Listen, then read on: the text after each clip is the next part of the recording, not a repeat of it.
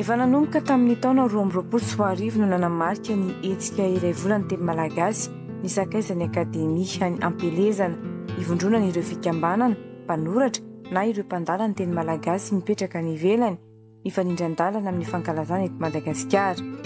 Hetsika maro anomezana lanja ny teny malagasy amin'ny fomba samihafa no karakarainy ireo mpandalana teny malagasy any ampelezana. Nisy 20 jona teo tao Marseille, France, araka izany no namaranina ny iray volany teny malagasy no karakarainy ny sakaizany akademia ny ampelezana.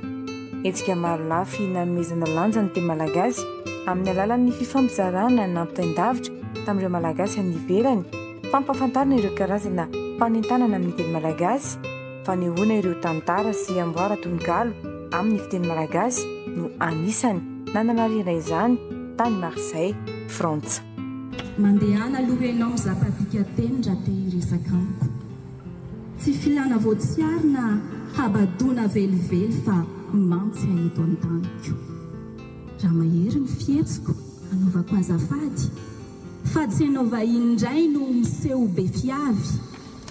Sanatry ny vava hoe mamila fila tokoa tsy hitampo satria ianao no mila.